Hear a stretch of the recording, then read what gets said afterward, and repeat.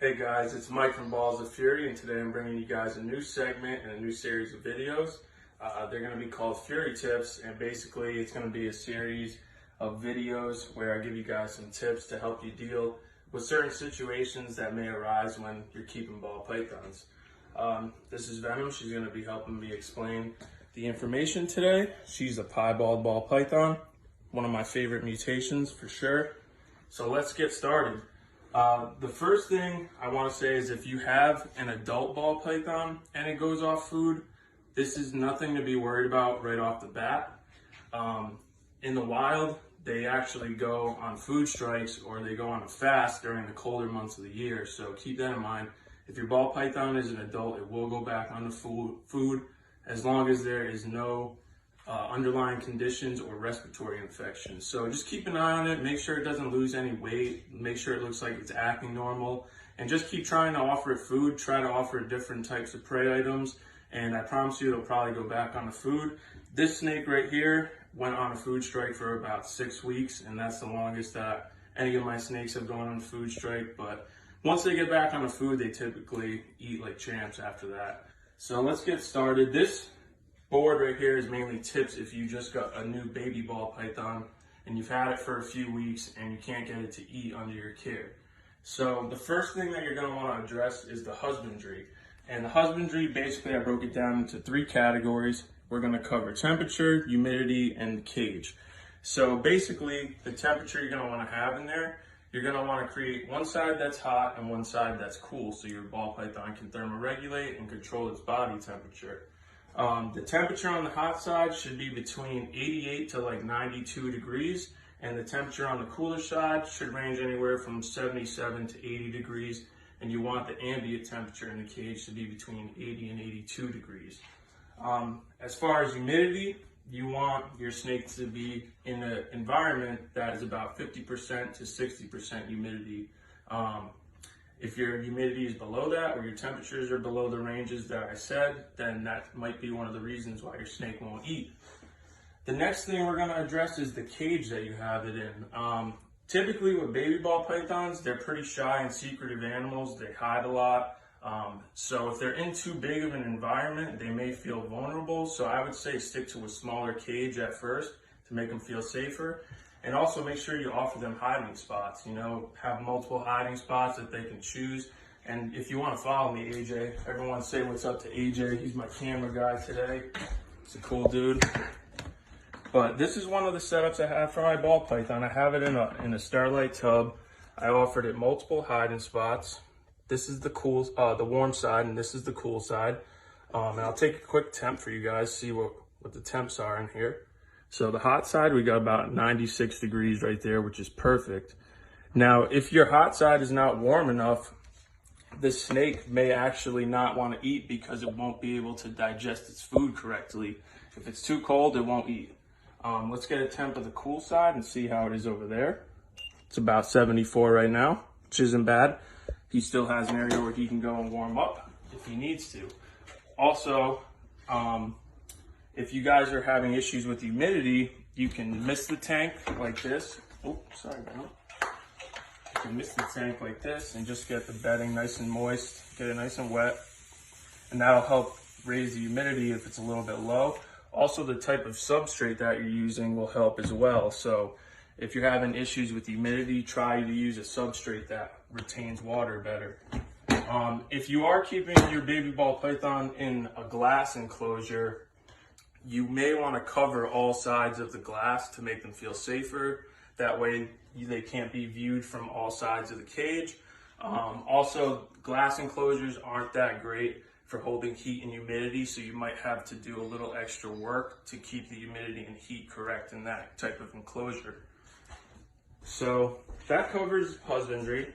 The next thing we're going to talk about is prey. So there's basically 2 different types of prey that you can offer to your ball python. You can either offer them a live food source or you can offer them a frozen thawed food source. So basically, I prefer to feed my snakes live. That's just how I do it. That's just what works best for me, and that's what I've had the most success with. But either way is fine. They both do great. They're both fine for the animal. They'll thrive and be healthy. So first thing we're going to address is prey size. Make sure you offer your snake the proper prey size. You want to go by about the thickest part of the snake's body, and that's kind of how you're going to judge how big of a mouse or rat you should get. Also, ball pythons eat warm-blooded prey, so they're going to eat rats and mice. Make sure you are giving them the actual food item that they eat, or they're not going to eat. One thing about frozen thawed is you want to make sure you thaw it out completely. Now, there's a few different ways you can thaw the rat or mouse out. You can put it in a bucket of warm water and let it thaw, or you can, just leave it in the room and let it thaw overnight. And once it's completely thawed, if you do that, do go ahead and dip the head in some hot water, because ball pythons, and if we can get a close-up on her, we might be able to see it. They actually have what are called heat pits on the top lip of their mouth. If you can see them there, they're little holes, and they go all the way across the top side of her lip. But basically what these heat pits do is they seek body temperature, and they detect body heat.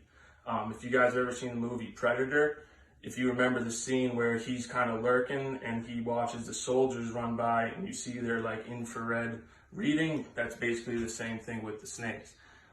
So you want to make sure that if you're feeding frozen thawed, that mouse is nice and warm so they can key in on the body heat signature and go after the mouse.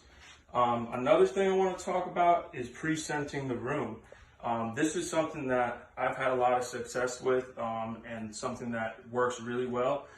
Basically what you want to do is maybe like an hour or two before you're going to feed your snake, leave the rodents or whatever you're going to feed off to it in the actual room for like an hour or two before you offer it. That way the smell gets all in the room, and I'm telling you guys, it'll get your snakes into feeding mode. So that basically covers prey. Also, if your snake's not eating one type of prey item, try to offer it a different one. If it doesn't want to eat a rat, try to offer it a mouse.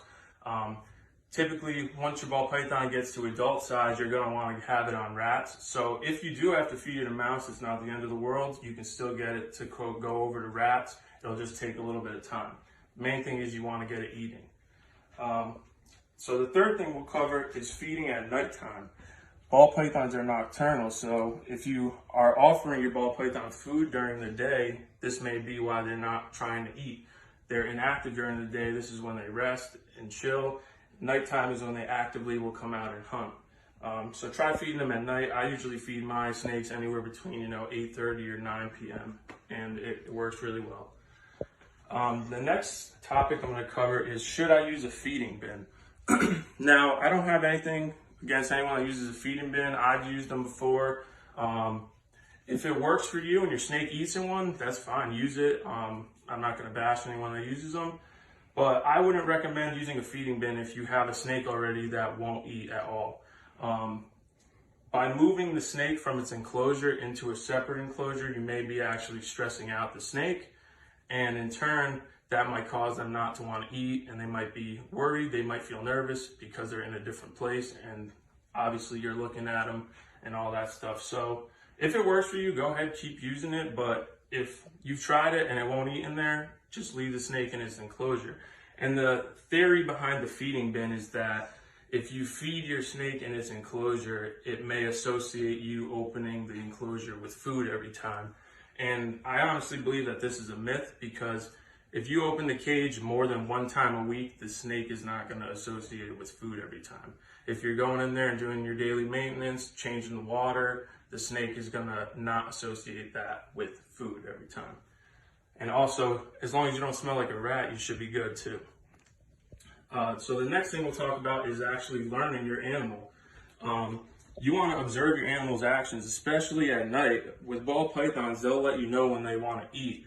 They'll kind of sit under their hide, but their head's sticking out at nighttime. And if you see them doing that, this is a sign that they're waiting for something to walk by, because even though they're active at night, they're also ambush predators. So they're going to sit somewhere and hide with like their head sticking out and wait for something to walk by, and they'll grab it and use surprise.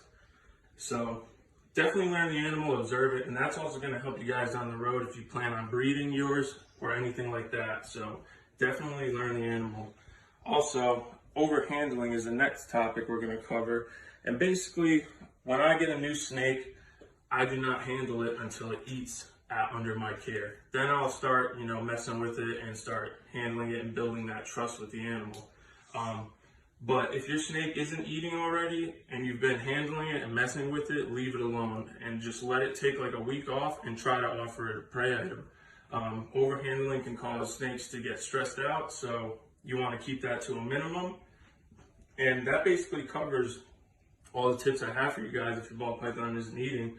And the number one cause for a ball python not to eat is stress. Other than, illnesses like respiratory infection or any underlying conditions, stress is the number one cause that they don't eat. So you want to minimize stress in order to get them to eat. I hope you guys enjoyed this video. I hope this helps anybody who's having trouble getting their ball python eat. If you are somebody that has, please DM me if you have success using these tips. I'd love to hear about it. Also, guys, I'm thinking about making a TikTok for Balls of Fury. Let me know what you think about it, comment, and let me know what you guys think. I really appreciate the feedback, and it helps me put out the content that you guys want to see.